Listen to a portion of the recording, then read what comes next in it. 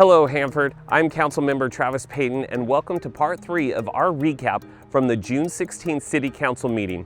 We've got a few important updates on neighborhood maintenance, the city budget, and some fee changes, so let's jump right in.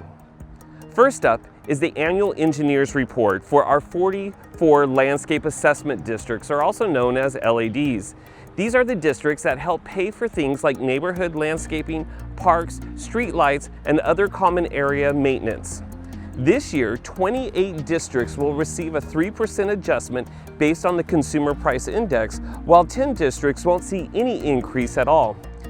We also have 12 districts that are considered financially deficient. Simply put, they're not bringing in enough money to cover the costs of maintaining the services residents expect. Most of these are older districts that were created without an annual inflation adjustment. As a result, service levels have had to be reduced to match the available funding. On July 21st, we will find out whether property owners in Quail Run Estates or Portofino approved or rejected proposed assessment increases. During that same meeting, the council will also hold a public hearing where property owners can share comments on the assessments included in this year's engineers report.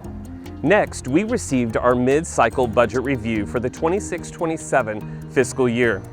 Think of this as a checkup on the city's budget to make sure we're staying financially responsible and on track. The good news is our general fund remains balanced, and that's something this council has made a priority. Now, while the sales tax revenues are coming in a little lower than originally projected because of today's economy, property tax revenues continue to grow thanks to the new development and recent annexations.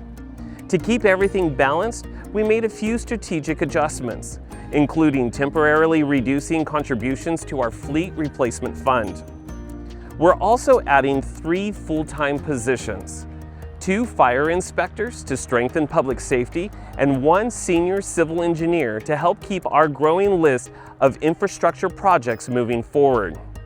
If you're interested in joining the City of Hanford team, check out our current openings at hanfordca.gov/jobs. We also discussed Measure H.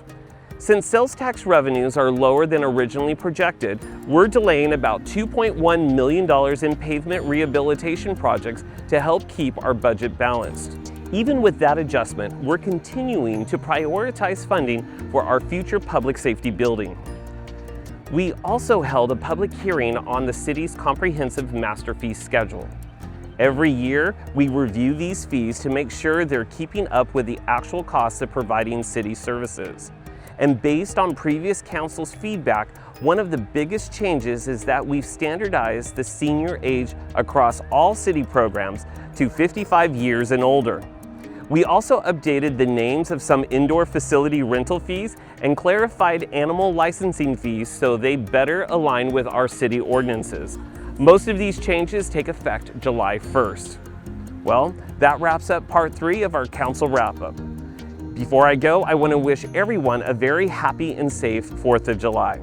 I also hope you'll join us at the Hanford Softball Complex on July 4th for the Freedom Fest and our fireworks show. The event runs from 6 p.m. to 10 p.m. and is always a great evening for the whole family. For tickets and event information, visit hanfordca.gov. And finally, our next City Council meeting is scheduled for July 21st.